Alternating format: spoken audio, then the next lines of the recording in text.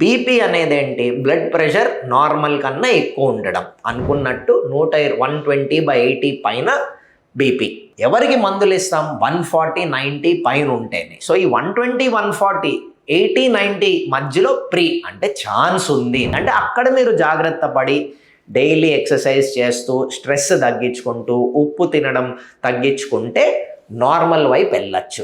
లేదు నేను చెయ్యను, నా ఇష్టం వచ్చినట్టు నేను ఉంటాను, సిగరెట్లు మందు రోజు తాగుతాను, ఎక్సర్సైజ్ నేను చెయ్యను, ఉప్పులన్నీ నేను తింటాను, రోజు స్ట్రెస్లో ఉంటాను అంటే మీరు ఎక్కువ వైపు వెళ్తారు. ఎక్కువ వైపు వెళ్తే బీపీ, హైపర్ టెన్షన్ అని మీకు బిరుదుబడి దానికి మందులు వాడాల్సి వస్తుంది. సో దీనికి కూడా సేమ్ ప్రాబ్లమ్స్ అండి. తలనొప్పి రావడం, కన్ను చూపు బ్లర్రీ అవ్వడం, కిడ్నీ మీద లోడ్ పడడం, స్ట్రోక్ ఛాన్స్ ఎక్కువ అవ్వడం, అదే కాకుండా హార్ట్ మీద లోడ్ పడి హార్ట్ అటాక్ అయ్యే ఛాన్స్ హై బీపీ ఉన్న పేషెంట్స్లో ఉంటుంది. సో మీరు ఈ ప్రాబ్లమ్స్తో వచ్చినప్పుడు నేను మీ బీపీ చెక్ చేయడం, మీ ఈసీజీ చెక్ చేయడం, ఎకో చెక్ చేయడం అవుతుంది. ఈసీజీలో కొన్ని బీపీ వల్ల మార్పులు కనిపిస్తాయి. గుండె లెఫ్ట్ సైడ్లో ప్రెషర్ మారి గుండె లెఫ్ట్ సైడ్ సైజ్ పెరగడం.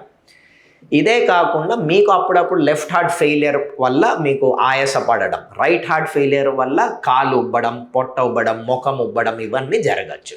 పరీక్షల్లో ఈసీజీలో ఈ చేంజెస్ కనిపిస్తాయి. ఎకోలో రిలాక్సేషన్, హై బీపీ వల్ల 120/80 అనేది ఆ 80 పెరిగిపోవడం అనేది ఉంటుంది. ఎకోలో ఇది మనకి తెలుస్తుంది. సో ఇట్లా ఇవన్నీ మనం చెక్ చేసుకుంటే మీ హెల్త్ బెటర్ హ్యాండ్స్లో ఉంటుంది.